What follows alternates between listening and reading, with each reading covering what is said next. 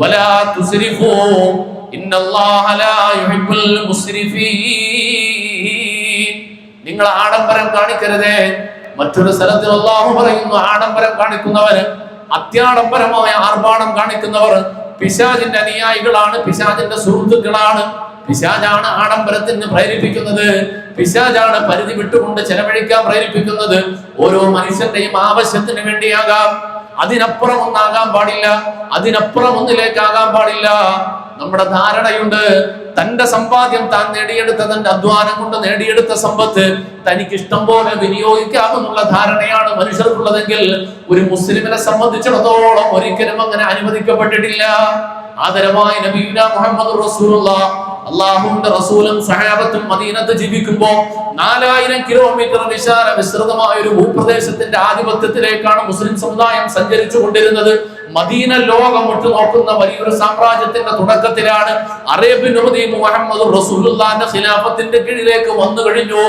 ദിനേന 10,000 ദീനാറിന്റെ ദിർഹമിന്റെ സക്കാത്തിന്റെ സമ്പത്ത് മദീനയിലേക്ക് വരുന്നുണ്ട്. പല രൂപത്തിലെ സമ്പത്തിന്റെ സഹായങ്ങൾ വരുന്നുണ്ട്. ഇങ്ങനെ സമ്പത്തിന്റെ കുമിഞ്ഞുകൂടുന്ന സമ്പത്തിന്റെ ആധിക്യത്തിലേക്ക് നീങ്ങിക്കൊണ്ടിരിക്കുന്ന മദീന, ആ മദീനത്ത് നിന്നും ആദരവായ നബിയുനാ മുഹമ്മദ് റസൂലുള്ളാഹ് പരിശുദ്ധ പ്രവാചകൻ ഈ ലോകത്തോട് വിട പറയുന്ന സന്ദർഭത്തിനെ കുറിച്ച് മഹദിയായ ആയിഷ സിദ്ദീഖ റളിയല്ലാഹു തആല നിവേദനം ചെയ്യുന്ന ഹദീസ് കാണാം. അല്ലാഹുവിന്റെ റസൂലിന്റെ വിയോഗ ഘട്ടത്തിനെ കുറിച്ച് ചോദിക്കപ്പെട്ടു, യാ ആയിഷ, അല്ലാഹുവിന്റെ ഹബീബ് മരണപ്പെടുമ്പോൾ എങ്ങനെയായിരുന്നു, അവിടുത്തെ പൂവദനം എങ്ങനെയായിരുന്നു? മഹദിയായ ആയിഷ ബീവി പറഞ്ഞു, യാ റസൂലല്ലാഹ്, അല്ലാഹുവിന്റെ ഹബീബ് മരണപ്പെടുമ്പോൾ എന്റെ അനുഗ്രഹീതമായ മടിത്തട്ടിൽ കിടന്നുകൊണ്ടാണ് യാത്ര പറഞ്ഞത്. എന്റെ മടിത്തട്ടിലായി കിടക്കുമ്പോ അവിടുത്തെ ശിരസിനെ തലോടിക്കൊണ്ടിരിക്കുമ്പോഴാ എന്റെ ഹബീബിന്റെ റൂഹ് പിരിഞ്ഞത്. എന്നാൽ അവസാനമായി എനിക്ക് സ്നേഹത്തോടെ നന്നായിട്ടൊന്ന് ആ മുഖം കാണാൻ അവസരം ഉണ്ടായില്ല. കേട്ടിരുന്നവരെ ബോധത്തോട് ചോദിച്ചു, നിങ്ങളുടെ മടിത്തട്ടിൽ കിടന്നുറങ്ങിയ റസൂൽ, ആ റസൂലിന്റെ വിയോഗ സമയത്ത് അവിടുത്തെ മുഖമൊന്ന് കാണാൻ കഴിഞ്ഞില്ലെന്നോ? മടിത്തട്ടിൽ കിടന്നുറങ്ങിയിട്ട് കാണാൻ കഴിയാത്തതെന്തേ?